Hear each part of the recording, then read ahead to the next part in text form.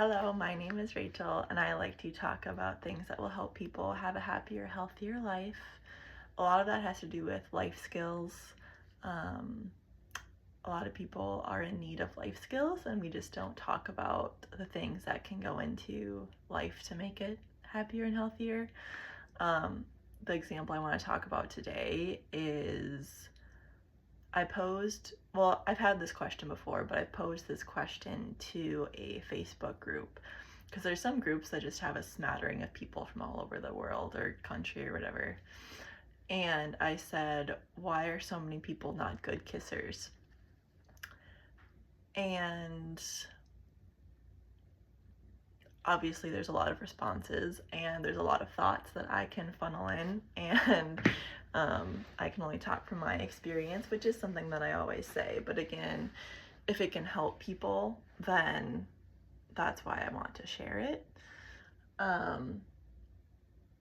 So yeah, I can say that, growing up, again, it's very conditioned into us that you'll find like one person and you'll be with them in a long-term relationship. And that hasn't really happened with me. I've had two relationships.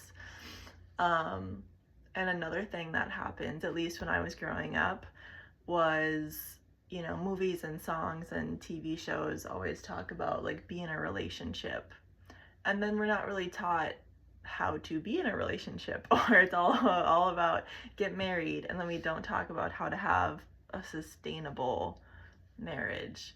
Or in this case, something I also help people with is the intimacy part. Like, there's so many messages about being desirable and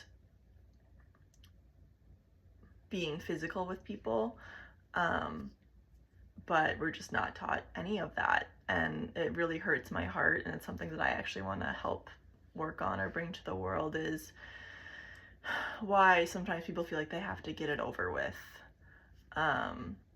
So I'll start by saying again, everyone's journey and story is different.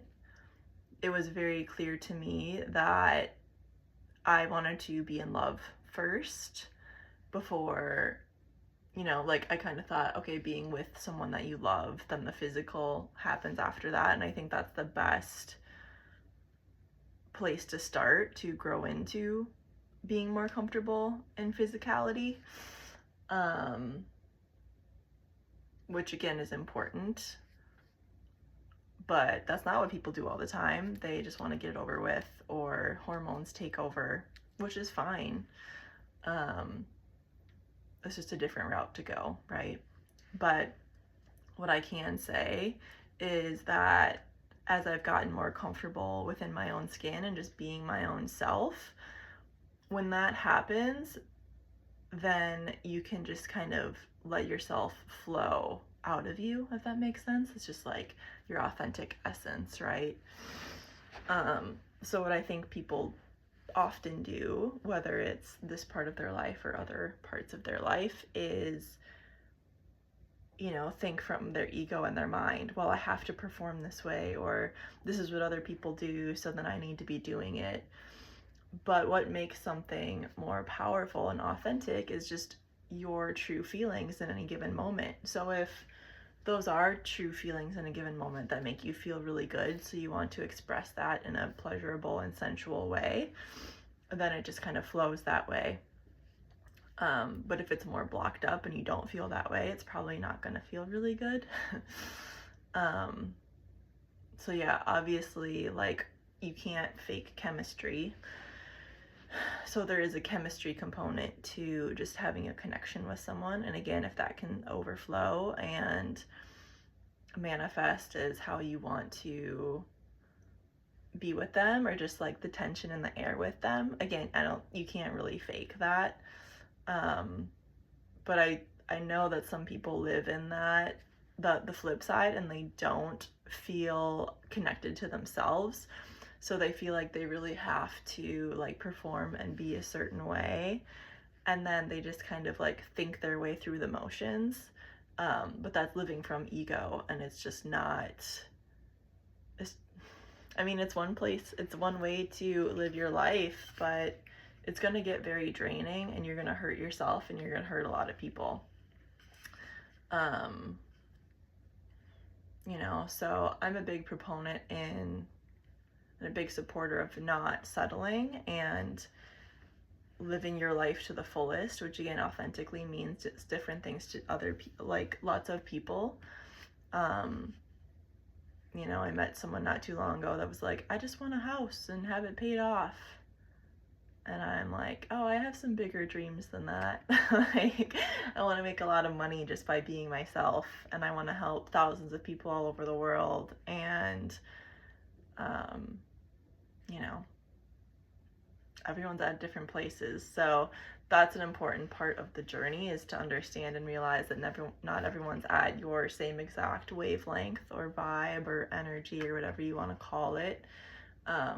So to be respectful of that, you know, is going to be a piece of the process. And you'll probably find people that are on the same wavelength. And again, when you find the people that it just makes sense with and it clicks with very easily, then you can be more of your real self. But when you try and push and force something that's not working, then it's a choice, and it's easier to do maybe than leaving that choice, because it's scary and you don't know what's going to happen. But because that was one of the other people that commented, like, that was a big factor in finding a mate, but now I'm in an unhappy relationship with them. I was like, oh, sorry to hear that. But with that being said, if you're in a place in a relationship or just with yourself where you do want to, not necessarily like, here's how to kiss and watch a video, but how to have a better intimate life, then I would be happy to help. Like I said, I've walked that path, and I've studied things, and I've read things, and I kind of know what works and what doesn't. And the biggest thing is just finding a customized plan that works for you. So exploring that in a safe container is kind of the way to explore and figure it out. But yeah, have a great rest of your day. I'll see you soon, and take care of yourself. Bye.